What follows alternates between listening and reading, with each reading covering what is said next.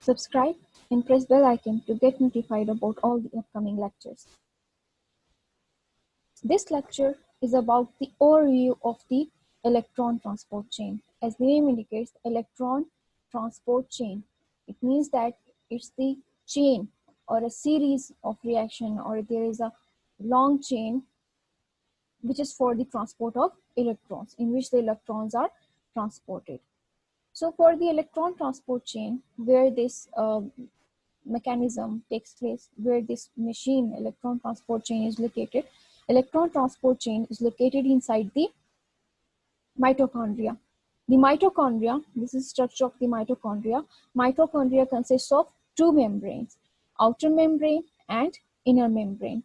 So this is the outer membrane of the mitochondria, and this is the inner foldings of the mitochondria, right? So this is the inner mitochondrial membrane and outer mitochondrial membrane, and the space between the outer mitochondrial membrane and inner mitochondrial membrane is known as intermembrane space. Okay, so where the electron transport chain is located, ETC, electron transport chain, is located inside the inner mitochondrial membrane, right? So inner mitochondrial membrane is folded into a structure known as cristae, right? So the location of the electron transport chain is the inner mitochondrial membrane. So there are four things about the electron transport chain. Electron transport chain में आपके पास जो है चार चीजें होती हैं जो आपके पास मिलकर इलेक्ट्रॉन ट्रांसपोर्ट चेन बनाती हैं. There are four important things about the electron transport chain. To understand the mechanism and the complete process for the electron transport chain, number one is reducing equivalents. ठीक है, इसमें आपके पास reducing equivalents होते हैं. The most important जिस आपके पास NADH और FADH होते हैं. The second thing about the electron transport chain are their components, right? So electron transport chain has the four important components.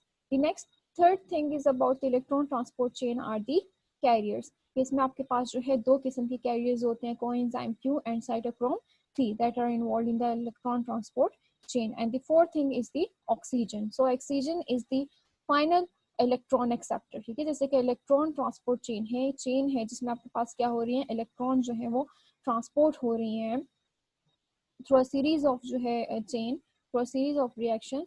तो उसमें जो इलेक्ट्रॉन जो ट्रांसपोर्ट हो रही है वो किस पर्पस के लिए हो रही है, जो फाइनल एक्सेप्टर होगा, the final acceptor of these electrons will be the oxygen, right. So reducing equivalent सबसे पहले आते हैं. दे आर दी मेन जो इलेक्ट्रॉन्स को डोनेट करते हैं, then they passes through the components, the carriers are also involved in the final acceptor is the oxygen. Okay, one by one electron transport chain का हम overview देख रहे हैं. ठीक है, तो एक एक जो है उसको हम थोड़ा डिटेल से देखते हैं कि आपके पास क्या है. रिड्यूसिंग एक्विवलेंट्स आपके पास कौन से होते हैं? The reducing equivalents that are basically involved in the transfer of electrons in the electron transport chain are the NADH and FADH2. So where from where these NADH and FADH2 comes, that NADH and FADH2 के cell में आपके पास different metabolic reactions हो रहे हैं. ठीक है, in aerobic conditions in the presence of oxygen. ठीक है, सेल में आपके पास जितने मेटाबॉलिक मेटाबॉलिज्म के प्रोसेस होते हैं, ऑक्सीडेशन के प्रोसेस होते हैं, metabolism of carbohydrates, metabolism of proteins, metabolism of fats, as a result आपके पास क्या होती है, उसकी ऑक्सीडेशन होती रहती है. ठीक है, जब ऑक्सीडेशन होती है इट मींस दैट उसमें से आपके पास क्या होती है, रिमूवल ऑफ oxygen होती है, और at that oxygen are taken up by the NAD and NAD gets reduced into NADH and FAD gets reduced into the FADH2, right? So through the oxidation processes these carriers take up these electrons. ठीक है, फिर ये electrons जो हैं वो आपके पास कहाँ आते हैं, electron transport chain में आते हैं. These comes to the electron transport chain, right? And to the electron transport chain it will donate its electron, अपने electrons electron transport chain को देंगे, and then electron transport chain जो है फिर as a result ये जो hydrogen है वो कहाँ पे transport होते हैं, outer mitochondrial membrane में, जैसे कि आपको mitochondrial membrane दिखाया है, right?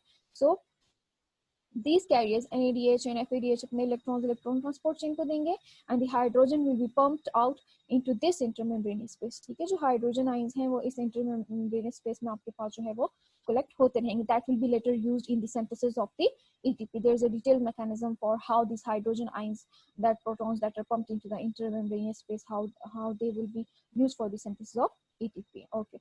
So number one was the reducing equivalents. Reducing equivalents NADH and FADH, that are the basically carriers or reducing equivalents that take up the electrons, जो आपके पास electrons collect करते हैं, ठीक है, जो electron carrier होते हैं, ठीक है, जो कि आपके पास एज अ ट्रांसपोर्टर एक्ट करते हैं, एज अ कैरियर्स गाड़ियों की तरह होते हैं, जो इलेक्ट्रॉन जो है आपके पास लेकर आते हैं इस मशीनरी के पास, right.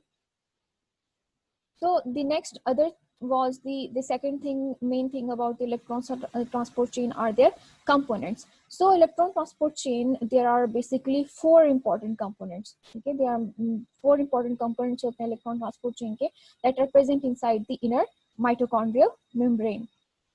So this is the inner mitochondrial membrane.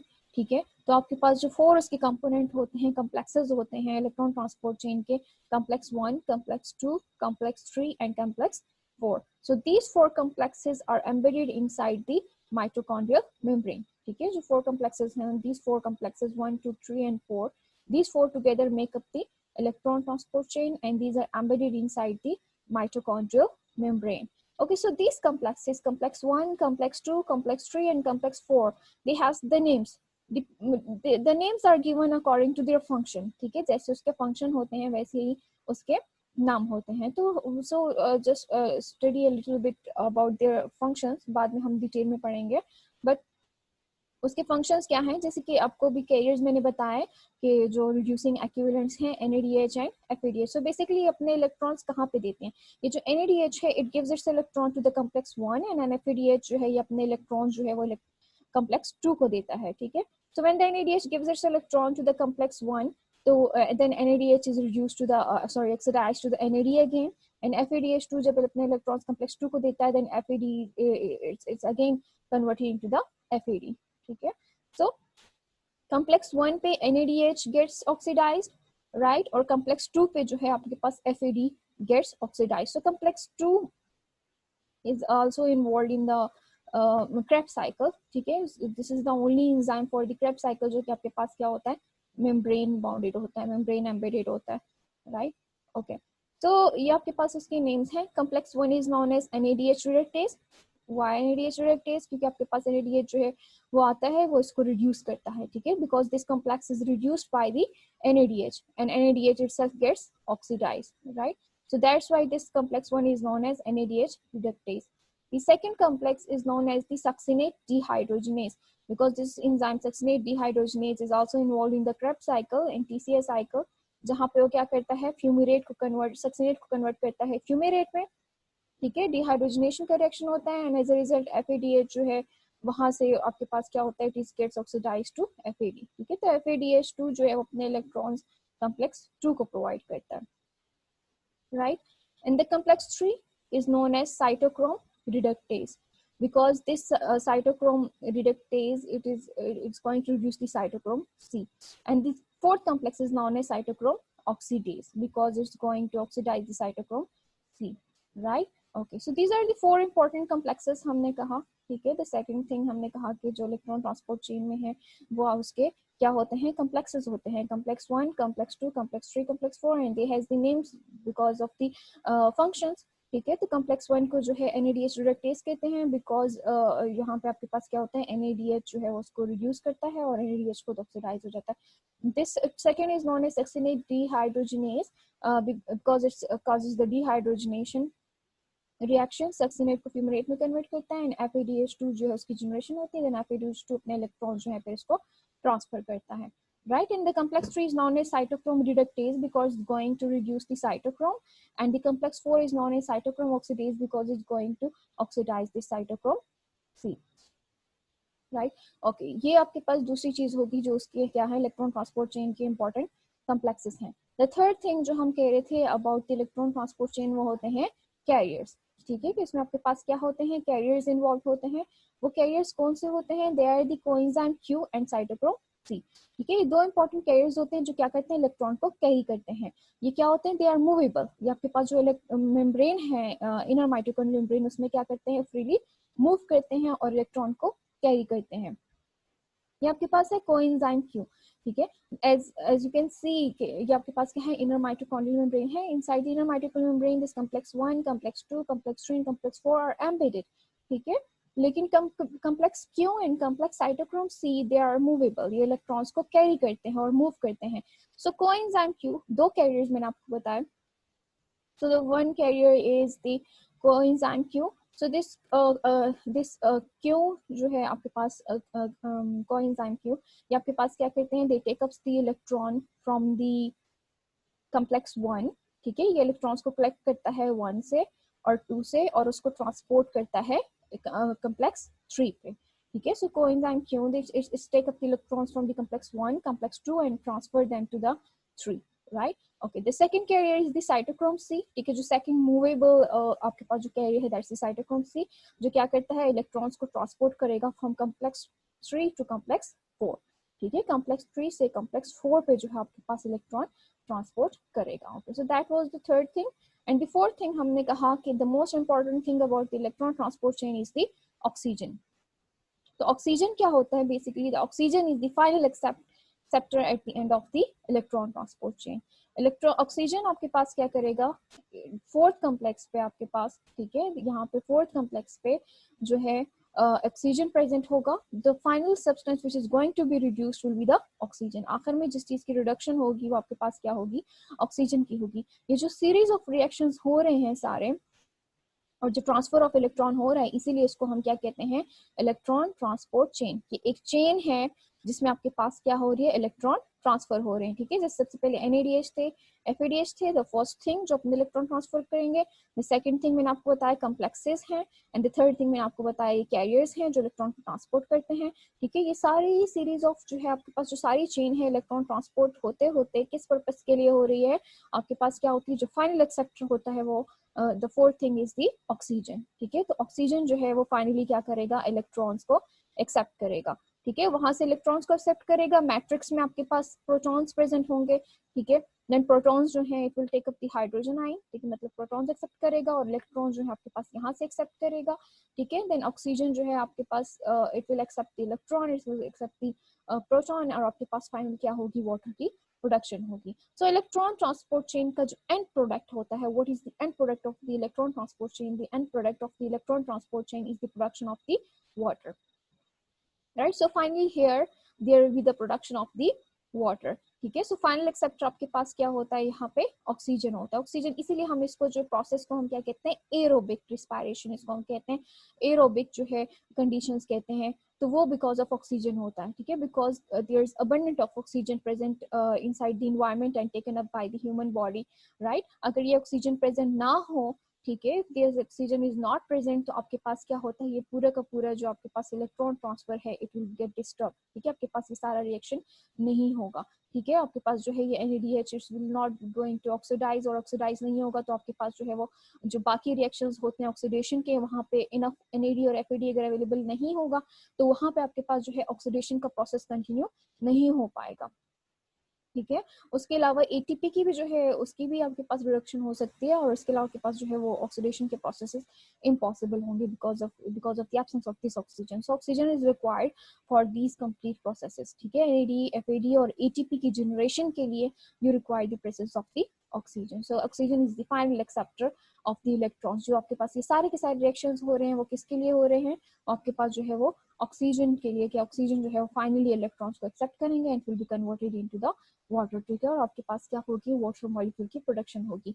जैसे हमने ग्लूकोज का फॉर्मूला देखा था कि C6H12O6 in the presence of 6 molecules of oxygen they are going to give you the 6 carbon dioxide and 6 water molecule. तो carbon जो है, carbon skeleton तो उसके ऑक्सीडेशन के प्रोसेसेस में रिमूव हो जाते हैं as a result of carbon dioxide, और जो वाटर मॉलिक्यूल की प्रोडक्शन होती है वो आपके पास यहाँ पे होती है. Finally here the there is the production of the water molecule.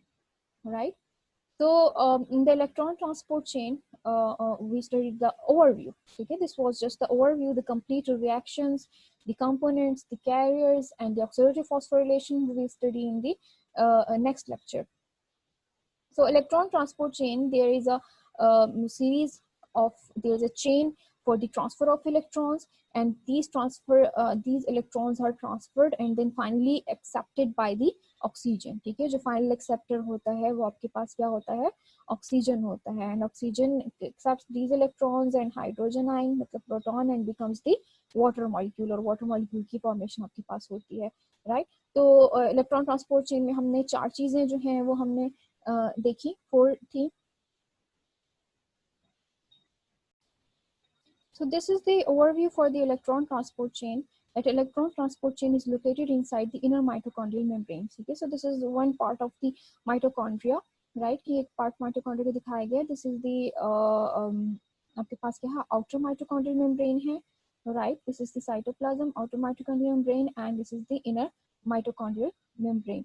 So where the electron transport chain is located? Electron transport chain is located inside the inner mitochondrial membrane, ठीक है। सो इनर माइटोकॉन्ड्रियल मेम्ब्रेन में आपके पास जो है वो electron transport chain जो है वो लोकेटेड है। सो इलेक्ट्रॉन ट्रांसपोर्ट चेन जो है वो आपके पास क्या होता है, it is composed of 4 complexes, complex 1, complex 2, complex 3 and complex 4, ठीक है। NADH reductase, succinate dehydrogenase, cytochrome reductase and cytochrome oxidase, 4 complexes हो गए। और इसके अलावा क्या होते हैं, कैरियर्स होते हैं।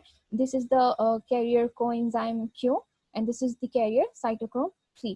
उसके अलावा आपके पास क्या होते हैं, जो रिड्यूसिंग एक्विवेलेंट्स हैं, they are the NADH and FADH2, ठीक है। तो ये आपके पास और जो 4th थिंग थी, ठीक है, मैंने जैसे आपको बताया 4 चीजें होती हैं, तो एक उसके कम्प्लेक्सेस हो गए, ठीक है। दूसरा आपके पास जो है उसके कैरियर्स हो गए।